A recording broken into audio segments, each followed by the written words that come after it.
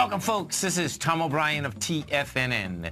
We go 5 days a week. We go 10 hours a day. We go 24 hours a day on the internet at TFNN.com. Always remember, folks, whatever you think about, you bring about. Whatever you focus on grows. Hope everyone's having a great day, safe day. Let's make it a great night, folks. Create the perfect relationship between you and your body. Treat your body with all love, honor, gratitude, and respect. When you make it a goal to adore your body and accept yourself completely, you are learning to have the perfect relationship with anyone else you are with. Market-wise, let's take a look at it out here. We had the Dow Industrials close up 117, NASDAQ up 23, S&P's up 850, gold contract down $9.30, trading at $1,342 an ounce. Silver off 22 cents at $19.95 an ounce. Platinum down 34 bucks at $1,141 an ounce. Copper up a penny and a half at $2.19 a pound. Light sweet crude up $1.72, $43.43 a barrel. Bonds, 10-year note down 26, 132.03. 30-year bond off a point and a half, 172. King dollar up 257 ticks, 95.86. The euro is trading at $1.11, and the yen is trading at 101. Our phone number is 877-927-6648. Give us a call, folks. Want to know what's going on in your world. In the world of the S&Ps, let's take a look at them. What do you have? Okay, here we go. So, your Thursday in August, SPY up $1.01. Hit a high today of $218.94. That ABC structure that I wanted to get to is 218.90. It made it. Okay, that being said and done, what do we have? The high that was generated out here on the Wednesday was $218.76. That is when the indices failed on price and volume. You had SPY, diamonds, small caps, Qs, all of them. Bottom line, what do we do? Yesterday you go down, and you go down light volume. It's like, okay, man, it's going to test the highs again. So what do we have out here today? We've done 68 million. You did close under the last high, but guess what? You have 68 million versus the 51, and that's saying that the highs of today can get tested again. That's the S&P. NDX 100, different ball game. Now here's the divergence. Pretty good divergence too. This is real subtle, but man, this is a trip. Okay, so the Qs. What do we have with the Qs? Qs make a high on Wednesday, $117.29. You do 13.2 million shares. We get to a higher high today. We close under the high of the 9th. We do that with 12.4 million versus 13.2.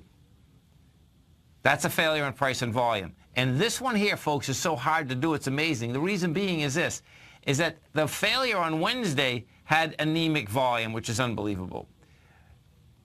But what had happened is that we came down with light volume yesterday, too. It was 14 million, and 14 million was going into 23.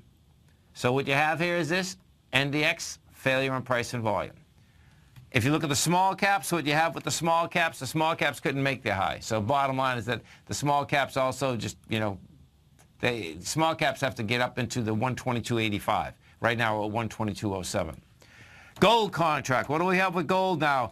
Gold contract is coming into a Friday, which is always, not always a highly volatile day. I do expect we're going to have a highly volatile day tomorrow, and this is why. The gold contract today, the spread on the gold contract, it traded up to $13.59, failed on price, failed on volume. You're down 860. You're at 13.43. We did 149,000 contracts going into 233,000 contracts. That's about as deviant as it can get. So coming into a Friday is going to get pretty wild watching this whole thing shake out, because what we did have, whether it's the XAU, the HUI, and it's we've been up at these levels for a long period of time. You had the XAU get to a high today, $112, get $114.71, which got over all the highs, and guess what? Closed underneath them. I do expect we're going to have lighter volume, because if we go look at some of the highly weighted stocks in the XAU, what you're going to see if I look at an Eagle, that traded up to 59.73. We did 1.2 million shares versus the 2.2 million shares. Bottom line versus that's going to basically try to get to a high. Couldn't handle it. One of the big heads up was Royal Gold, folks. Royal Gold had come out with their numbers last night.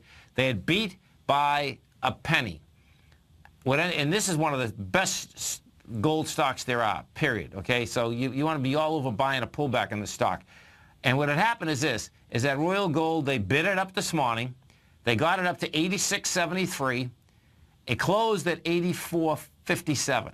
Bottom line, couldn't make its high at 87.74, and you had light volume. So you're talking, this is the second stock, not the second stock that has come down, but Rheingold Resources is the strongest stock. Royal Gold's right behind it. With Rheingold is off its highs from 126. You're trading at 110. Rheingold also failed on price and volume. When you get two of the strongest gold stocks in the sector doing it, guess what? Bottom line, let's go right to the dollar, because what that is saying is that the dollar is going to continue to higher price. So if we go over to the dollar, we take a look at the dollar, this is what you have. Dollar today is up 262 ticks. You're at $95.85. That's saying it's going to go to 96.50, and we'll see whether it can make it up to the swing high of 97.62. Bonds. What do we have with the bonds market? If we go into the notes first, this is what you're going to see. The notes, fast price destruction on the way down, light volume. When you have fast price destruction with light volume, whether it's up or down, you normally turn right around. So that's saying that the bonds want to turn right around again and go topside.